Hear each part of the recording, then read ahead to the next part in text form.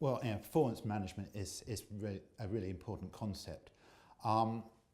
Whether you're managing the logistics yourself or you're contracted out to a third-party logistics provider, you need to manage performance so that you know how well you're doing, but perhaps more importantly, so you can identify problems and improve performance in the future.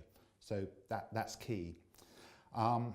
Often in the excitement of setting up a new logistics system, we're focused on getting the contract in place, getting our systems in place, getting the systems up and running, implementing the new logistics systems and all those other activities, the exciting bit. And performance management is the thing that tends to be forgotten, and then it becomes an add-on at the end.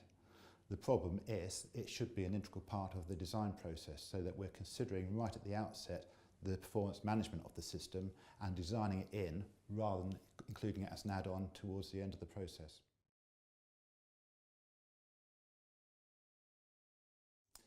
Well, when it comes to performance management, we are very much focused on the ultimate objectives and the outcomes that we want. We want a high-performing logistics system. One thing we need to consider is value for money. And value for money consists of three elements. Economy, which means basically doing it as cheap as possible.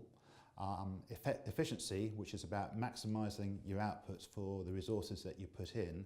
And effectiveness, which is really about achieving the outcomes and objectives that you desire.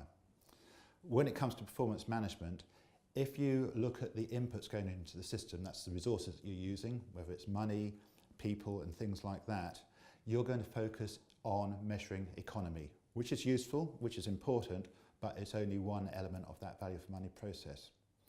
If we focus on efficiency, we're measuring the relationship between the inputs that go in and the outputs that come out. Again, having an efficient logistics system is important, but we need to measure effectiveness, which is focused on the outcomes or objectives, what we really want the logistics system to do. One of the issues is that it's relatively easy to measure the inputs.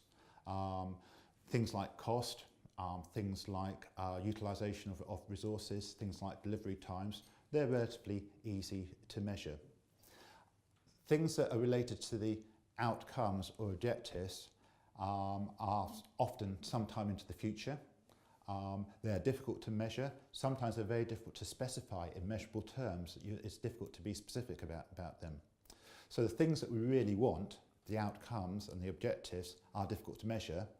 The other things are easy to measure but don't actually have the relationship we want. So we need to design a balanced system. So we need to focus on deciding what the key objectives are.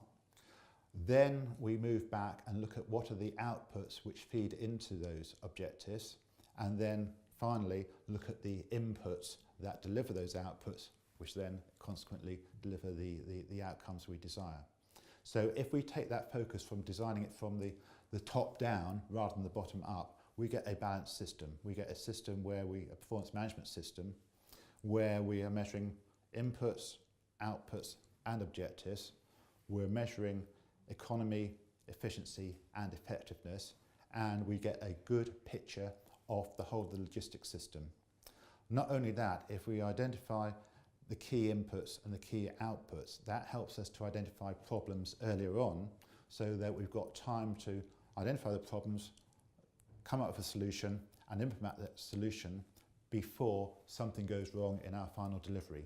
So having a balanced system enables us to measure the performance effectively and also overcome problems early and deliver continuous improvement during the life of our logistics process.